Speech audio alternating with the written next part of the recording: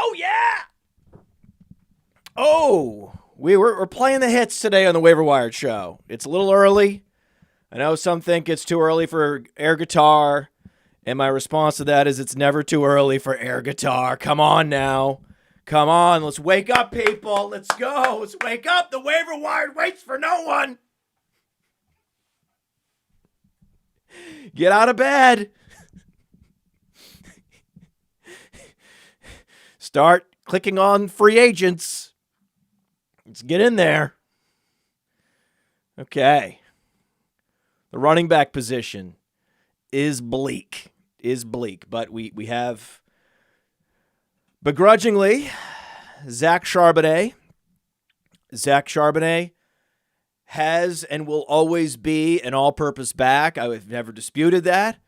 I have disputed the fact that he could challenge a healthy Kenneth Walker for the lead back role. That I would dispute to the end of time. Kenneth Walker is a total and complete stud.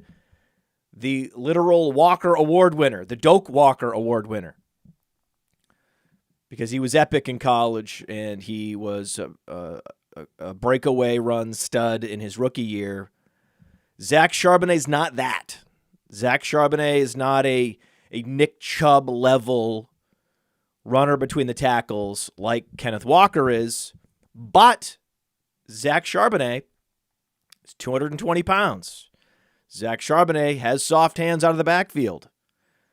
Zach Charbonnet has certainly enough speed, burst, agility to be an adequate primary back in the league, and in the right situation would be a top 12 running back. If you put Zach Charbonnet in this Seattle Seahawks offense for a full season as the clear lead guy, then yeah, you could expect top 12, top 15 output. Just because you get a guy with size and soft hands and the requisite burst and agility, you give him a 60+% opportunity share after the top 5 backs in the league. It's really anybody. It's really just anybody getting the opportunities. Zach Charbonnet has the raw material when given opportunity to deliver fantasy points. That is not up for dispute. And also, Kenneth Walker is clearly not 100%. That is also not up for dispute. It's not a coincidence that he was on the injury report with a calf injury, and then he's out-snapped by Zach Charbonnet in Week 8. After dominating the backfield touches for 7 straight weeks. You think that was a coincidence? No. So Kenneth Walker's not 100%. And the Seattle Seahawks are good. They just beat Cleveland. Now they have to face Baltimore. Unfortunately, this would be the week where Walker is rested in practice and they give him just maybe even a handful of touches in Baltimore. Say, hey, we're going to get you out here. We know that you're a gamer, but we're going to be smart, right? We are going to take care of you. That's the thing. NFL coaches need to protect players from themselves. And I think that's part of what Seattle was doing, protecting Kenneth Walker from himself. And that means you just send Zach Charbonnet into the meat grinder against Baltimore so that this is not a situation on the road against Baltimore where Zach Charbonnet is projected to put up a lot of fantasy points. And then another week goes by, Kenneth Walker's another week healthier, and then next thing you know, you look up and Charbonnet is back to his 4 carries a game role. So I'm not too excited. I know there's some that they're getting way out over their skis on Zach Charbonnet this week. Of course they are, because they want to confirm their priors that Zach Charbonnet really is the 1B to Kenneth Walker. I don't believe it's true, but I also believe there's not a better option among the running backs that are sub 50% rostered around fantasy football. There's not a better option than Zach Charbonnet. Like, you got me, everybody. I admit it. But I'm not going crazy, okay, given the circumstances. Leonard Fournette is in a great circumstance. Buffalo, best case scenario, assuming he outplays Latavius Murray. Latavius Murray had an opportunity with Damian Harris going to the hospital. Latavius Murray could have roared up. I expected him to. This is all he's ever done, is just defy the odds at his age, in his early 30s. But he has fizzled. And so with Latavius Murray fizzling the last couple weeks, I expect Fournette to outplay him quickly in practice, and then for them just to assume that really it's a full-blown backup role to James Cook. James Cook is the starter. I don't think that's going to change.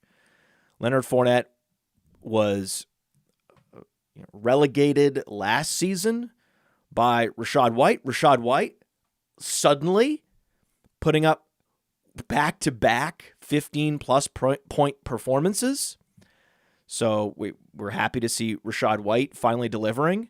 And when you're one of the best receiving running backs in the league and you're in a PPR format, you shouldn't be surprised when Rashod White is delivering for fantasy football. Rashod White is miles better than James Cook, unfortunately, in the passing game. And that is my one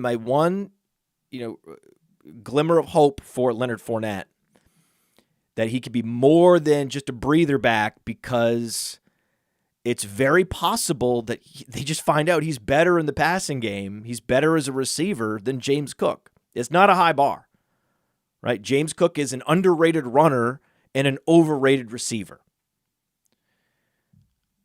And the fact that Tampa would turn the keys over to Rashod White, given how fantastic given that he is a wide receiver and a running back combined into one guy, and there's only like a Breece Hall, Christian McCaffrey. There's only a handful of running backs around the league you can say that. Leonard Fournette getting relegated by that guy is different than him taking a full back seat, just assuming just a breather back only role in Buffalo with James Cook. James Cook is not the running back that Rashod White is. So there is a glimmer of hope here. And this is why I'm putting my bids down on Leonard Fournette as my second priority behind Zach Charbonnet, because there's a chance. I would say it's a slight chance, but there's certainly a chance that Leonard Fournette can come in, and in a couple weeks, let's say week 10, 11, we look up and he's the satellite back. Like, he's the third down back. Now, all of a sudden, if he's both a breather back and the satellite back, now it's like, wait, this guy's outscoring James Cook in PPR leagues weekly. So that's a possibility, and the reason why you need to go in and target Leonard Fournette. We're talking like a 20% of your budget in FAAB bidding on a Charbonnet, say 15% on Fournette. See, my third priority, similar to last week, again, we're playing the hits. Pierre Strong. I know some are saying, oh, it's got to be Devin Singletary. No. Pierre Strong is everything that Devin Singletary is not. Pierre Strong's actually electric, super fast, explosive. Gave us that 40-yard catch. Deshaun Watson's going to be back. Kareem Hunt's time in the league is numbered. What are we waiting for? Right? Get Pierre Strong now. Jerome Ford will be back, and that's good news. We want Jerome Ford back, right? But these MCL sprains, high ankle sprains, also they're similar injuries and similar recovery timetables. So I always say, 1 to 5 weeks, depending on the severity. Well, the severity really matters, and the Jerome Ford injury looks severe. So even when Jerome Ford returns, I expect Pierre Strong to have a role as a satellite back, and for him to take many weeks to get back to 100%. And so this is why, if I need a guy as like an RB2 stopgap solution, I prefer Pierre Strong to a Devin Singletary because Pierre Strong can give you that splash play, can give you that 40-yard touchdown in a way that Devin Singletary can't. They're very similar guys. Dameon Pierce looks a lot like Kareem Hunt this year. And Pierre Strong is like an explosive version of Devin Singletary. All the things Devin Singletary wants to be in this league in terms of skill set, that's actually what Pierre Strong has.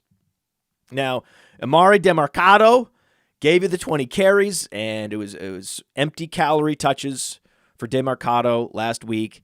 And then now, see, they go to Cleveland, and then James Conner's coming back. So it's just the time in the hourglass is slipping away from Demercado, unfortunately. So I would prefer Strong and Singletary to Demercado for that reason.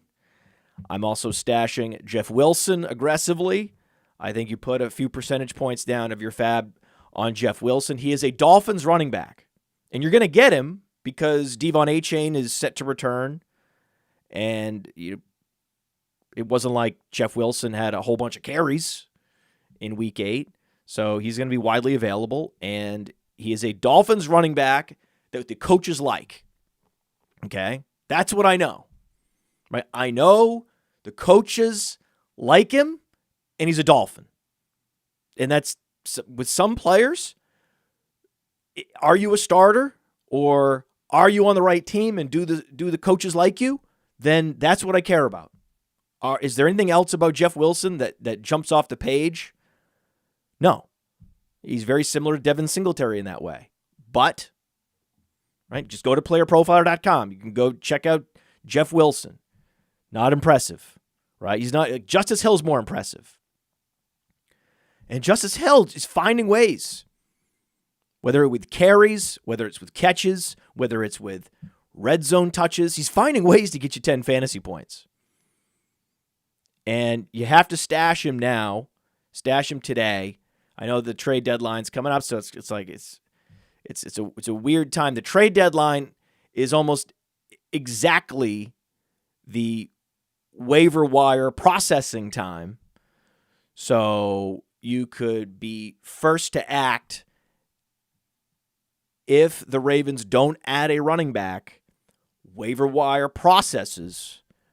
Go grab Justice Hill and get him stashed.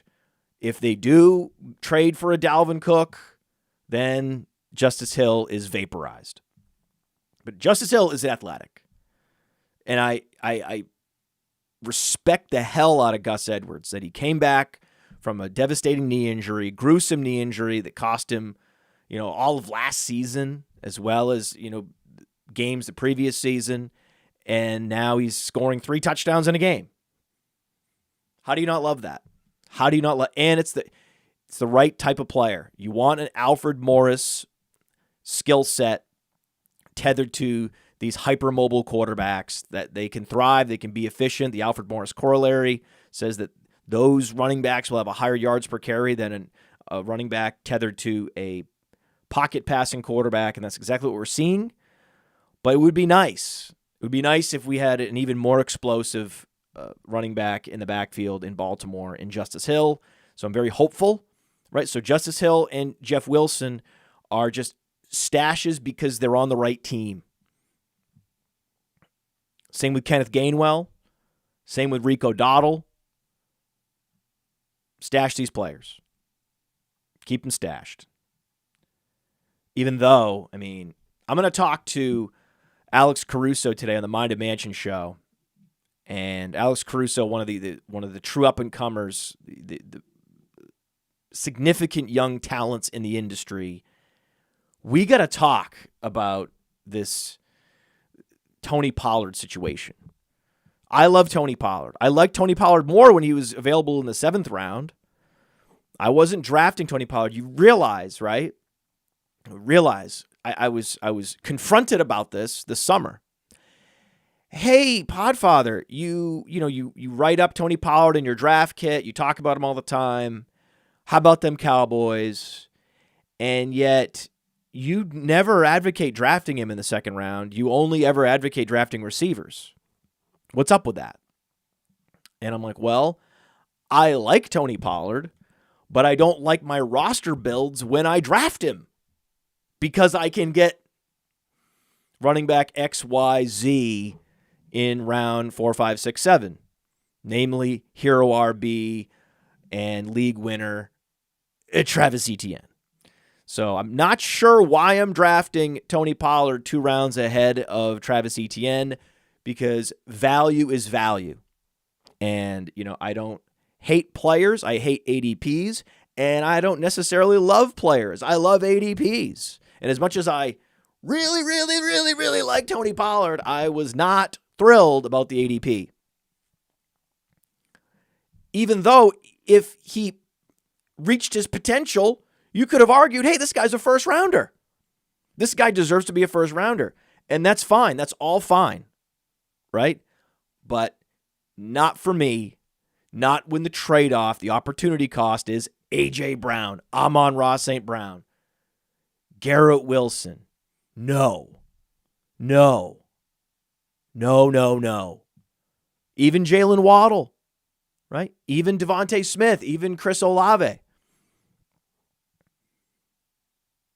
Olave, Smith, they're not wide receiver ones this year, but in terms of the roster construction, they were the players you were drafting with the right build.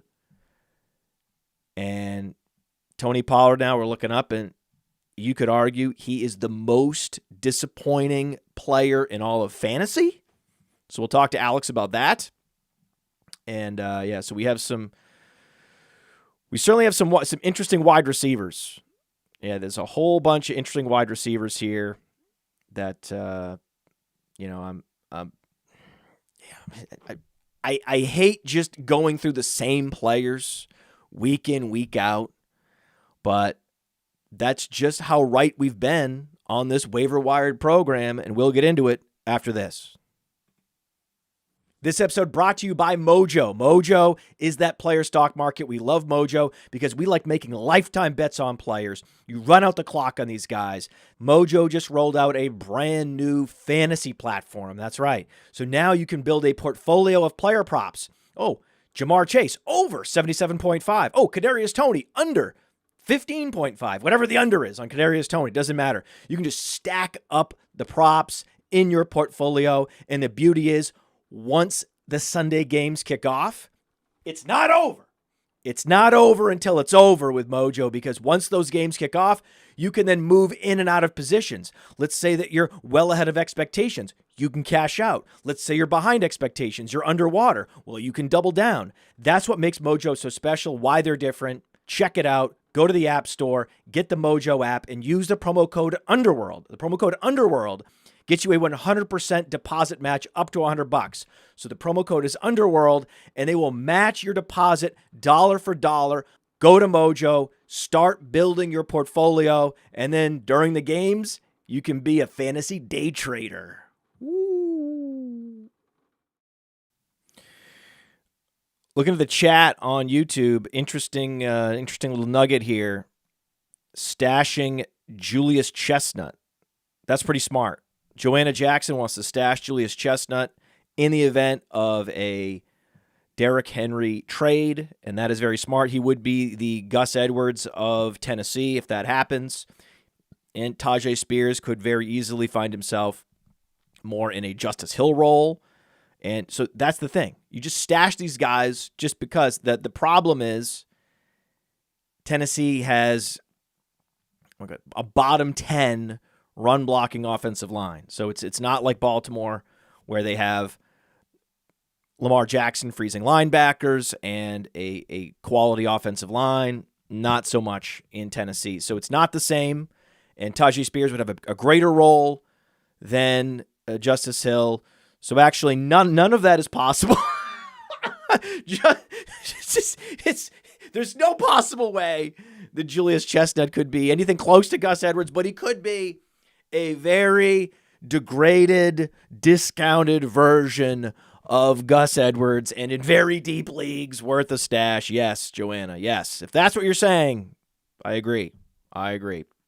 Now, wide receiver priorities for last week, if you remember, were Josh Downs, Rashid Shaheed, Jaden Reed, okay? And so Josh Downs now, he's rostered in over 50% of leagues, and he was very productive again, outgained Michael Pittman again, though Pittman got the touchdown, and Pittman's been just, a target hog. It's been great.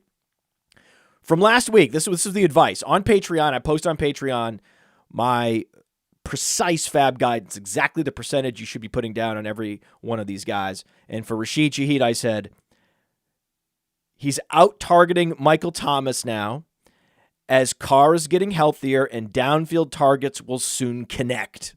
Oh! You like that?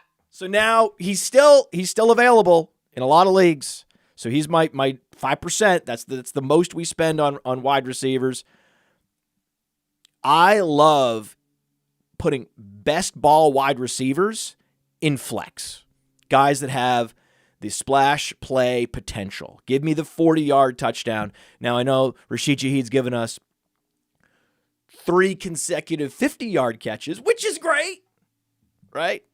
That's not every week, but that's what we're looking for. In flex, I want a guy that can win me a week out of the flex position, not a guy that's just going to get a bunch of targets and maybe scores a touchdown. Maybe, like, for example, I would much rather have Rashid Shaheed in flex than Romeo Doubs, right? Doubs might get 3 times as many targets and do less with them, right? Same thing with Jaden Reed. Jaden Reed outgained Doubs 83-18 on far fewer targets last week. That can't continue. Reed is the best receiver the Packers have when Christian Watson's out. So he's a guy I'm putting 4% down on. But actually, I would prefer Khalil Shakir. Seeing that Buffalo pivoted to a lot more 3-receiver sets, Shakir was the most productive of all the receivers, even more productive than Gabriel Davis. Gabriel Davis got the touchdown. Gabriel Davis gave you the spike week. So I say just keep putting Gabriel Davis in flex. Enjoy the spike weeks when they come and just eat it when they don't. But Khalil Shakir, if he's going to be getting heavy snaps in 3-receiver sets for a team like Buffalo, you got to prioritize that guy. And then Jaden Reed. And then Michael Wilson. Again, it's just playing the hits. Murray is going to be back very, very, very soon. Michael Wilson has locked in that number 2 role. Now you could argue by week 11, 12, he's going to be the alpha. He's going to be the target leader most weeks. This is not in his range of outcomes. This is in his future, period. Michael Wilson is a phenomenal talent. So again, it's just like every week, hey, Shaheed, Reed, Wilson. And now I've noticed that Brandin Cooks is widely available in a lot of leagues. They've rebooted Dak. He's back, right? He's running around. He's throwing for 300 yards. This is what Dak is supposed to be. Control-Alt-Delete on Dak. They did it. Hit the power button. He's back. And Brandin Cooks rounding back into form. So now would be the time to go scoop Brandin Cooks. Just, hope for a flashback moment. And another stash that Titans are very stash worthy, right? We talked about Julius Chestnut, also Treylon Burks. Will Levis' season will help Treylon Burks. If there's a player that you can bet is going to be feeding Burks, not as much as Hopkins, but they're going to be turning up the dials. Remember, the Titans went out to a big lead. So there's going to be games with the Titans' defense. Their secondary is one of the worst in the league. Their offensive line, we talked about bottom 10 in the league. So they're going to be losing more than they're winning this year. And so there's going to be plenty of games in the second half where they're just going to say, hey, just will us to victory. Right? They're just, hey, will us to victory, Levis. So when that happens, those are the games where Treylon Burks is going to go boom. He's the best possible stash receiver. In fact, it's hard to argue there's been a better stash receiver all year than Treylon Burks right now, based on what we've seen from Will Levis. I am picking up Quentin Johnston. Admittedly, this is so week 9. It's so week 9 that just through NFL attrition, calf injuries and knee injuries to Josh Palmer. We're talking about calf injury to Kenneth Walker, Ken Walker, not Kenny Walker. It's definitely not Kenny Walker. It's either Ken or Kenneth Walker. You got to get Charbonnet. So I would think this actually helps my credibility. That instead of just being intractable, that I hate these players. I don't hate anybody. If a guy's available and he's going to be a starter in 2 receiver sets in Los Angeles with Justin Herbert, I don't care if he's no good. I'm picking him up. Gabriel Davis isn't any good either. So it's the Gabriel Davis corollary. Are you the number 2 with a prolific quarterback? Yes. Then even if you're overrated, I'm picking you up. I'm actually eventually, like what happened with Gabriel Davis last week, eventually I was one of the last people to have conviction in a guy that I hated for years. Then this is where we are with Quentin Johnston. It comes full circle. So many of these players just comes full circle. It could be right 2 ways with Quentin Johnston. Josh Palmer has a knee and an ankle injury now. He tried to fight through it. And then whenever a guy tries to fight through an injury and then he has a setback in the game, the odds that he's active the following week are low. So you got to grab Quentin Johnston, but I think the problem is a lot of people are going to be trying to grab him, and I'm not willing to spend more on Quentin Johnston than I am, say, Michael Wilson or Jaden Reed, Khalil Shakir. Those are better players, right? You go to PlayerProfiler.com. Khalil Shakir runs a 4.4. He is explosive. He has almost as much burst, 127.5 burst score, 81st percentile. So his burst isn't quite Quentin Johnston, but close. He's much faster. Okay, and he's like a perfect complement to Diggs and Davis. And he has a 40% dominator rating in college. So he's only 23 years old. So Khalil Shakir is a better receiver. He was also good at the Senior Bowl, right? So we have evidence that Khalil Shakir is a good football player, a quality receiver. You can't say that about Quentin Johnston at this point. You cannot. I'm stashing Rashod Bateman. He got the carry, the 18-yard reverse. I like that a lot. I like seeing a little explosiveness from Bateman. He looked so sluggish early on in the year. Did not appear to be 100%. Seems to be rounding into form. Just when you think I'm out. Back to stashing Bateman. Zay Jones will be back eventually. Still stashing him. Not a lot of... just... The stash options at wide receiver are so bad. I think it's really just Bateman. Bateman and Burks. Certainly Burks. Then Bateman. And it's just... And we're streaming Will Levis. Sam Howell finally above that 50% rostered threshold. So now we've got to go and find a new streamer every week. And, Gardner Minshew's a great option. Now Will Levis is a great option. Right? You could even pick up Dak Prescott. Like Dak was dropped in a lot of leagues. See if he's available. But I'm going back to Levis. I'm going back to Levis because he had one of the great rookie debuts in the history of the quarterback position in the NFL. And the Titans have an awful secondary. The Titans are going to be dragged into shootouts and comeback mode. And Treylon Burks returns. That's a quality wide receiver duo. Plus, he's got Chigakwankwu, who's a super athletic tight end. Plus, he's got Tajay Spears out of the backfield. Some serious weaponry for Will Levis and some nice matchups coming up. So I like picking up Will Levis. I like dabbling on him if you need quarterback help. And, of course, at tight end, Trey McBride. Trey McBride is the real deal.